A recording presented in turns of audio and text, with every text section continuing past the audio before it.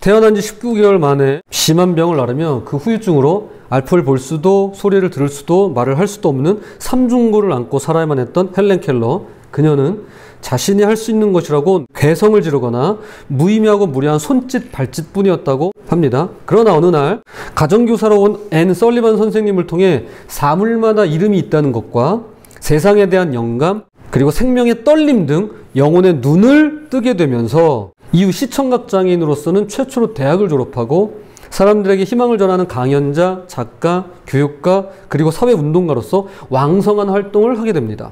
그러나 이 모든 과정과 업적이 절로 이루어진 것이 아님을 우리는 잘 알고 있습니다. 안 봐도 비디오죠. 설리반 선생님을 처음 만난 7살 헬렌은 마음에 맞지 않으면 무조건 힘으로 밀어붙이며 하지 말라는 행동만 골라서 하는 구제불능이었다고 합니다. 남의 접시에 남은 음식을 일부러 집어먹거나 누워서 발로 차고 소리를 지르거나 몇 시간씩 떼를 쓰고 말썽을 피워서 선생님을 녹초로 만들기 일쑤였습니다. 부모님은 아이가 원하는 대로 내버려뒀기 때문에 폭군처럼 군림하는 게 어쩌면 당연했는데요. 자신이 원하는 걸 상대방이 알아차리지 못하면 격한 감정을 드러냈고 성장과 함께 욕구도 커지면서 점점 폭력적인 아이로 변해갔습니다. 이에 설리반 선생님은 특단의 조치를 내리며 집에서 400m 떨어진 외딴 집으로 거처를 옮기게 되고 푸른 남쟁이 집이라 불리는 그곳에서 헬렌과 단둘이 살며 그녀를 가르치기 시작합니다.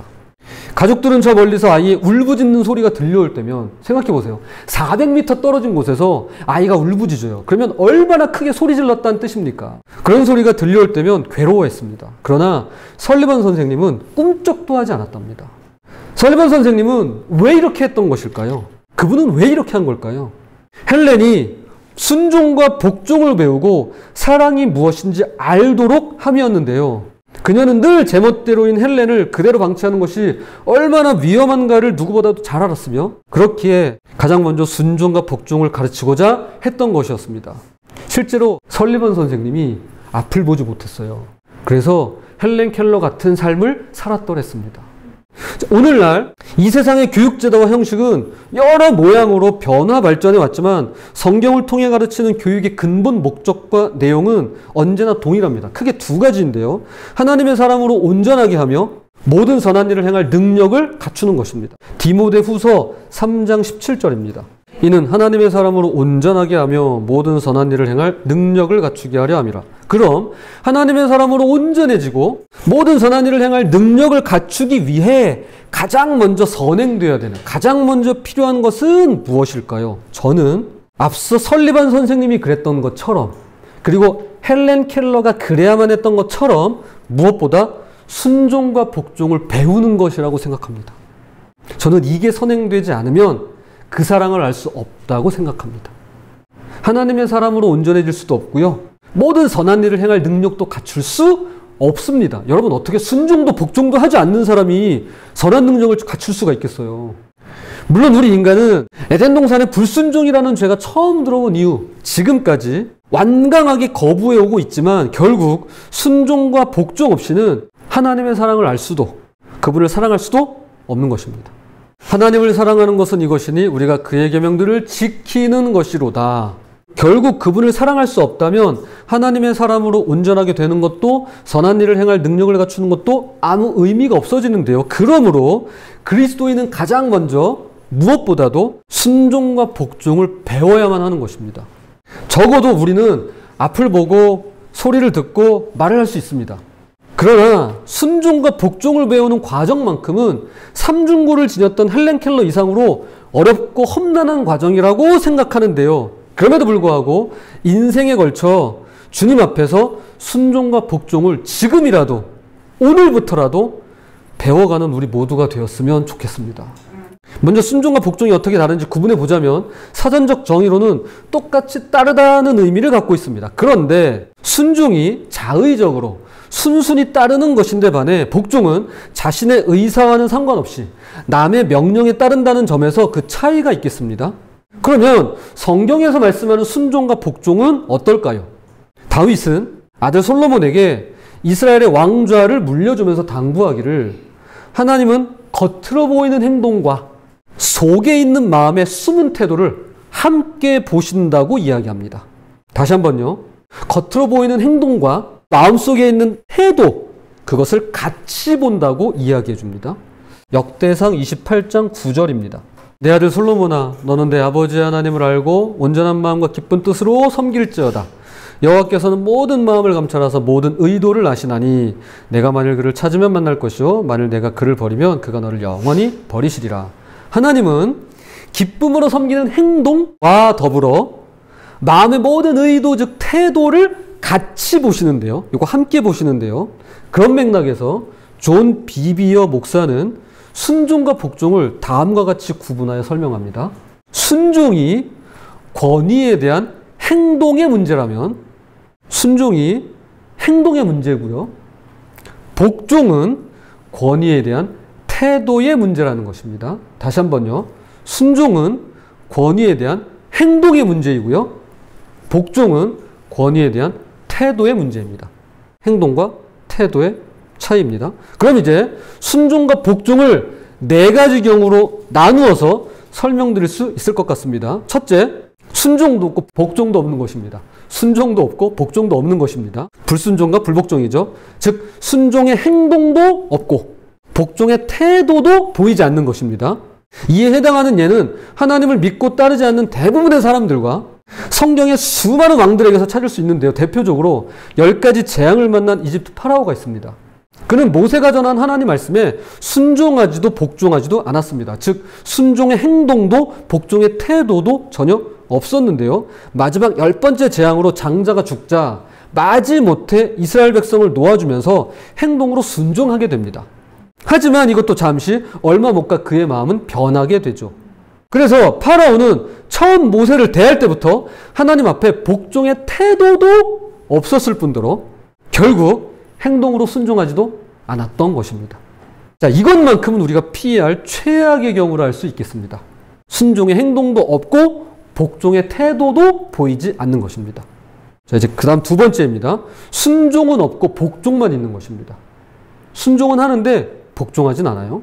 복종하는 태도는 보이는 데 비해 행동으로는 순종하지 않는 것입니다. 이것이 오늘 본문에 나오는 두 아들 중 첫째 아들에게서 엿볼 수 있는 모습입니다. 예수님은 너희 생각에는 어떠하냐?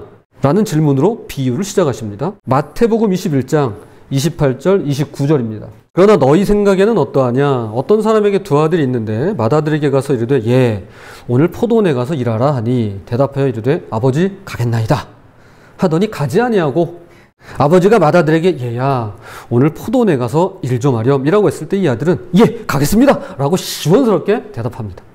이것만 놓고 보면 매사에 순종과 복종을 잘하는 아들처럼 보입니다. 그러나 그는 결국 일하라고 하지 않습니다. 즉 가겠습니다 라고 아버지 말씀에 복종하는 태도는 취하고 있지만 예 오늘 가서 일 좀 하렴 예 가겠습니다 복종하는 태도는 취하고 있지만 끝내 행동으로 옮기지 않고 순종하지 않았습니다. 예수님은 오늘 우리에게 똑같이 물으십니다. 너희는 이것에 대해서 어떻게 생각하느냐? 자, 이와 관련해서 구약의 대표적인 한 사람이 있습니다. 이스라엘의 원로 선지자인 사무엘은 하나님의 명령을 가지고 사울을 찾아가 이렇게 전합니다. 사무엘상 15장 3절. 지금 가서 아말렉을 쳐서 그들의 모든 소유를 남기지 말고 진멸하되 남녀와 소아와 젖먹는 아이와 우양과 낙타와 나귀를 죽이라 하셨나이다 하니 매우 직설적이고 구체적인 명령입니다. 아말렉의 소유라면 그 누구도 그 무엇도 살려둬선 안 된다는 명령이었습니다.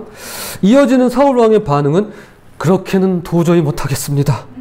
이건 너무 잔인합니다. 라고 말하지 않았습니다. 그는 즉시 군사를 모아서 아말렉을 공격했고 전쟁은 이스라엘의 대승으로 끝이 납니다. 그리고 이어지는 전쟁 결과에 대한 성경의 기록이 이렇게 나옵니다. 아말렉 사람의 왕 아각을 사로잡고 칼날로 그의 모든 백성을 진멸하였으되 사울과 백성이 아각과 그의 양과 소의 가장 좋은 것 또는 기름진 것과 어린 양과 모든 좋은 것을 남기고 진멸하기를 즐겨 아니하고 가치 없고 하찮은 것은 진멸하니라. 정리하면 이런 거죠. 하나님의 명령에 따라 아말렉 모든 백성은 진멸했지만 단 아각 왕만큼은 살려뒀으며 하나님의 명령에 따라 모든 짐승은 진멸했지만 단 살찌고 기름지고 토실토실하고 상품 가치가 높은 짐승들만큼은 고스란히 남겨뒀다는 것입니다. 즉 사울 왕은 사무엘이 전한 하나님 말씀에 복종하는 태도는 가졌을지는 몰라도 끝내 행동으로 순종하지는 않았던 것이었습니다. 여기서 그 유명한 말씀 나오죠. 순종이 제사보다 낫고 듣는 것이 순양의 기름보다 나으니 왕이 여호와의 말씀을 버렸으므로 여호와께서도 왕을 버려 왕이 되지 못하게 하셨나이다. 사도 중 하나인 야고보는 이렇듯 복종의 태도만 보일 뿐 실제 행함으로 순종하지 않는 자를 가리켜 이렇게 말합니다. 자, 야고보서 1장 22절입니다. 너희는 말씀을 행하는 자가 되고 듣기만 하여 자신을 속이는 자가 되지 말라. 결국 예수님의 비유에 등장하는 첫째 아들과 사울 왕은 자신을 속인 것입니다. 우리도 여기에 해당될 수 있습니다. 왜냐하면 우리도 말씀을 듣고 있잖아요. 본인 스스로가 이만하면 순종했다고 자기 자신을 속일 수는 있을지 몰라도 주님을 속이거나 성령님을 속이거나 하나님을 속일 수는 없는 법이죠. 물론 행위로는 순종하지 않고 태도로만 복종하는 것이 최악은 아니겠지만 이 경우가 최악은 아니죠. 불순종, 불복종 이게 최악이고 요거는 차악이겠죠. 그러나 우리가 반드시 조심하고 피해야 할 불순종이면은 다를 바 없습니다. 자, 이제 세 번째로 넘어가겠습니다. 셋째는 순종은 하되 복종이 없는 것입니다. 앞서 나눈 것과 반대로 순종의 행동은 있지만 복종의 태도가 없는 것인데요. 이것은 오늘 본문에 등장하는 둘째 아들에게서 엿볼 수 있는 모습입니다. 아버지는 둘째에게도 똑같이 말합니다. 얘야, 오늘 포도원에 가서 일 좀 하렴. 그러자 이 아들은 당당하게도 싫습니다. 라고 대답합니다. 그러나 그 후에 뉘우치고는 포도원에 가서 일합니다. 마태복음 21장 30절 둘째 아들에게 가서 또 그와 같이 말하니 대답하여 이르되 실소이다 하였다가 그 후에 뉘우치고 갔으니. 앞서 첫째 아들의 경우와는 반대죠. 비록 태도로는 복종하지 못했지만 이후에 뉘우치고 행동으로 순종합니다. 이와 관련해서 구약의 대표적인 사람이 아람 출신의 나아만 장군입니다. 그는 나병에 걸려 가망이 없었습니다. 그런데 일전에 노예로 잡혀온 히브리 소녀가 이스라엘에 있는 하나님의 선지자라면 그 병을 고칠 수 있다라고 말합니다. 여기서 놀라운 점이 노예로 있는 히브리 소녀의 믿음도 놀랍고 지푸라기라도 붙잡는 심정으로 노예의 말을 믿는 나아만 장군도 놀랍고 집에 있는 노예가 이런 말을 했다고 말하자 이번엔 아람 왕이 잘 다녀오라며 친히 편지를 써주는 것도 놀랍고 정말 놀라움의 연속이 아닐 수 없는데요. 이쯤이면 얼마나 그 기대가 컸을까요? 노예 소녀가 하는 말만 듣고 한 나라의 장군이 움직이고 거기다 왕이 움직일 정도라면 이번에 정말로 나올 수 있다는 확신을 가지지 않았을까요? 그렇게 나아만은 이스라엘 왕에게로 가고 이스라엘 왕은 이 나아만을 엘리사의 집으로 보냅니다. 나아만이 이에 말들과 병거들을 거느리고 이르러 엘리사의 집 문에 서니 엘리사가 사자를 그에게 보내 이르되 너는 가서 요단강에 몸을 7번 씻으라 내 살이 회복되어 깨끗하리라 하는지라. 그러나 여기서 바로 요 장면에서 나아만 장군의 기대는 완전히 산산조각 나버리고 맙니다. 그는 엘리사의 집 문 앞에서 분노하며 돌아서서 가버립니다. 나아만이 노하여 물러가며 이르되 내 생각에는 그가 내게로 나와 서서 그의 하나님 여호와의 이름을 부르고 그의 손을 그 부위 위에 흔들어 나병을 고칠까 하였도다. 그는 엘리사가 나와서 자신을 영접하지 않은 것 때문에 머리끝까지 화가 났습니다. 그는 처음부터 이게 마음에 안 드니 치료법도 마음에 안 들고 그깟 목욕이나 하라니 조롱거리가 된 듯 모멸감을 느꼈던 것입니다. 그래서 몸을 돌려 분노하며 떠납니다. 충분히 이해가 돼요. 그러나 지금 이 나아만에게서 복종의 태도가 전혀 보이질 않고 있습니다. 설령 안 나왔다 해도 이렇게까지 할 건 아니에요. 그는 몹시 기분이 상했고 굴욕감에 분노했으며 치욕을 느낀 채 아람으로 되돌아가고 있는 것입니다. 다행인 것은 곧바로 종들이 가면서 그랬겠죠. 아, 주인님 여기까지 왔는데 여기서 돌아가시면 어떡해요. 왕의 친서까지 받았는데 이러시면 안 되죠. 그래도 한번 만나는 보세요. 아마 그랬을 거 아니에요. 한번 들어는 보자고요. 한번 해보고 한번 보시자고요. 그랬을 거 아닙니까? 그렇게 정성껏 설득한 끝에 나아만은 겨우겨우 요단강에 들어가 7번 몸을 씻으며 엘리사를 통해 전해들은 하나님 말씀에 순종할 수 있었는데요. 결국 그의 소원대로 나병이 완치됩니다. 우리가 이 사례를 통해 꼭 기억해야 할 사실이 있습니다. 때로 하나님은 우리에게 필요한 것을 우리가 원치 않는 꾸러미에 담아 보낼 때가 있다라는 것입니다. 내가 원하는 게 있어요. 근데 하나님은요, 이걸 우리에게 주실 때 원치 않는 포장지에 싸가지고 주실 때가 있다라는 것입니다. 아니, 많습니다. 왜냐하면 그분의 생각은 우리의 생각과 다르고 그분의 길은 우리의 길과 다르기 때문인데요. 그분의 생각과 길은 하늘 위에 계시고 우리의 생각과 길은 이 땅 아래에 있는데 이 차이가 나는 건 당연할 수밖에 없는 것입니다. 그래서 무엇보다 우리의 태도를 주의해야만 하는 것입니다. 우리가 어떤 태도를 취하는지가 정말 중요한 겁니다. 결국 순종의 길을 가기에 앞서서 언제나 복종하는 태도를 잃어서는 안 되겠습니다. 그러므로 우리의 태도와 행동은 마지막 네 번째 경우로 옮겨가야만 하는데요. 순종도 복종도 모두 있는 것입니다. 말 그대로입니다. 순종하고 복종하는 것입니다. 사실 이게 가장 어렵습니다. 히브리서 13장 17절. 너희를 인도하는 자들에게 순종하고 복종하라. 그렇지 않으면 너희에게 유익이 없느니라. 순종하고 복종해야 한다는 사실을 우리는 그 누구보다도 잘 알고 있습니다. 문제는 이게 아니에요. 진짜 문제가 뭐냐면 항상 그럴 수 없다는 게 문제입니다. 그리고 항상 그럴 수 없게 만든다는 게 문제입니다. 어디까지 순종해야 하고 어디까지 복종해야 하는지 너무 어려워요. 순종할 수 없는 요구와 복종할 수 없는 상황에서 우리는 어떤 결정을 내려야 하는 걸까요? 성경은 권위에 무조건 복종하라고 가르칩니다. 그러나 성경은 무조건 순종하라고는 가르치지 않습니다. 복종은 태도의 문제고 순종은 행동으로 옮기는 문제임을 잊지 마시기 바랍니다. 즉, 행동으로는 순종하지 않을 수 있어요. 그런데 태도로는 반드시 복종해야만 합니다. 이제부터 예를 들어보겠습니다. 바벨론 왕 느부갓네살은 잔인하여 이스라엘 백성을 많이 죽이기도 하고 이스라엘을 유린했습니다. 그래서 실제로 남유다가 멸망하죠. 그런데도 하나님은 느부갓네살을 그분의 종이라고 성경을 통해 말씀하십니다. 사람에게 권위를 주시는 분이 하나님이심을 다시 한번 확증하는 대목이죠. 그는 자신을 위해 커다란 금신상을 만들고 모든 백성에게 엎드려 절하라고 명령합니다. 그러나 아시다시피 다니엘의 세 친구 하나냐, 미사엘, 아사랴, 그들은 금신상 앞에 절하지 않습니다. 즉 불순종합니다. 행동으로 순종하지 않아요. 여기에서 유일하게 권위에 순종하지 말아야 하는 경우가 있음을 알게 되는데요. 바로 하나님 말씀과 정면으로 충돌할 때입니다. 즉 지도자들이 우리에게 하나님 말씀을 어기고 죄를 의지하라고 명령하면 순종할 책임에서 벗어날 수 있습니다. 순종하지 않아도 돼요. 이게 성경이 우리에게 허용하는 범위입니다. 단 그런 불순종의 경우라 할지라도 잊지 마세요. 복종하는 태도를 잃어서는 안 됩니다. 다니엘의 세 친구에게 경노한 느부갓네살이 그들을 잡아와 신문합니다. 그러나 그들은 전혀 굽히지 않습니다. 왕이여, 우리가 섬기는 하나님이 계시다면 우리를 맹렬히 타는 풀무불 가운데서 능히 건져내시겠고 왕의 손에서도 건져내시리이다. 그렇게 하지 아니하실지라도 왕이여, 우리가 왕의 신들을 섬기지도 아니하고 왕이 세우신 금신상에게 절하지도 아니할 줄을 아옵소서. 이 세 사람은 이렇게 말하지 않았습니다. 이 양반아, 우린 당신 말대로 절대 못해. 하나님이 살아계시는데 감히 금신상 앞에 절을 해? 그걸 만들어서 우리한테 절하라고? 당신이 왕이면 다야? 당신이 하나님보다 높아? 이러지 않았습니다. 그렇게 불경하게 말했다면 그건 반역입니다.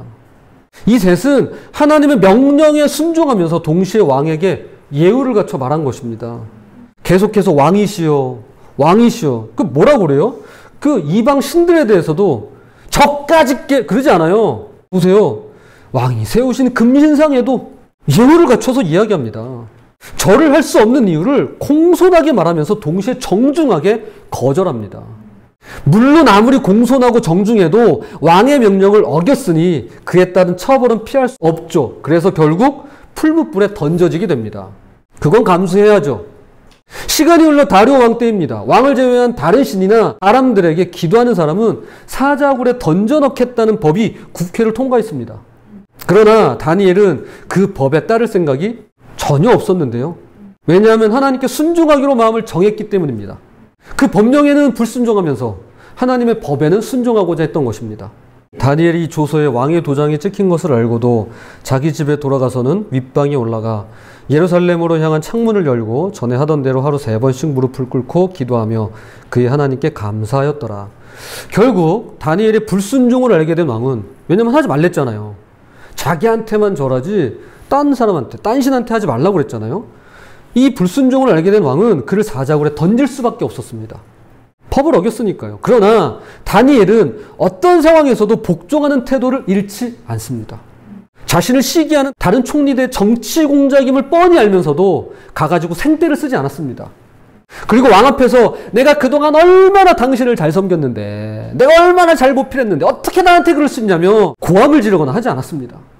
다니엘은 하나님의 말씀에 순종하고자 왕의 명령에는 불순종했지만 언제 어느 때라도 복종하는 태도만큼은 놓치지 않고 지켰던 것이었습니다. 이처럼 어쩔 수 없이 명령에 불순종해야만 할 때라도 하나님께서 세우신 권위에는 반드시 복종하는 태도를 잃어서는 안 되겠습니다. 제가 이제 말씀의 결론을 맺겠습니다. 제가 말씀을 준비하면서 사도 바울이 생각났습니다. 그가 진짜 마음이 힘들었겠다라고 느꼈던 부분이 있어서예요. 사도 바울이 처음 예수님 믿는 사람들 때리고 잡아가두고 하면서 한참 잘 나갈 때 그의 뒤를 봐줬던, 적극적으로 후원해줬던 사람이 누구냐면 대제사장 가야바입니다. 그런데 그가 어떤 사람이냐면 얼마 전에 예수님을 십자가에 못 박은 1등 공신입니다. 사실은 이 사람이 설계한 거예요. 이 사람이 다 계획해가지고, 이 사람이 다 구상해가지고 요거 작업한 겁니다. 사도 바울이 다메섹으로 가는 길에 환한 빛 가운데 부활하신 예수님을 만나 회심하면서 이 모든 전후 사정과 감춰진 내막과 숨겨온 진실을 다 알게 됐어요. 예수를 믿고 따르는 자들의 문제가 아니라 정작 가장 높은 자리에 있는 대제사장부터가 진짜 문제로구나라는 사실을 말이죠. 그런데 보세요. 사도 바울이 이걸 가지고 대제사장에게 가서 따진다거나 테러를 한다거나 그를 욕하고 비방하고 돌아다니지 않았습니다. 혹여나 성경 기록에만 안 남았다 뿐이지 항상 그렇게 말하고 다녔는지는 모를 일이겠지만 이것이 바로 성경이 우리에게 전하고 있는 분명히 메시지인 것입니다. 뭐예요? 우리는 언제라도 권위에 순종하고 복종해야만 합니다. 또한 하나님의 사람으로 온전해지고 모든 선한 일을 행할 능력을 갖추기 위해서라도 우리는 순종과 복종을 배워야만 합니다. 그런데 산호라면 하나님의 명령과 말씀에 어긋나는 내용에 대해서는 불순종하고 따르지 않을 때가 있다라는 것입니다. 그럼에도 불구하고 우리는 반드시 태도에 있어서만큼은 복종하는 태도를 잃지 말아야만 하는 것입니다. 부디 행동으로 나타나는 순종과 태도로 드러나는 복종에 대해서 스스로를 점검하며 배워가면서 하나님 나라에 합당하게 그런 모습으로 살아가시는 저와 여러분이 되시기를 주님의 이름으로 축복합니다.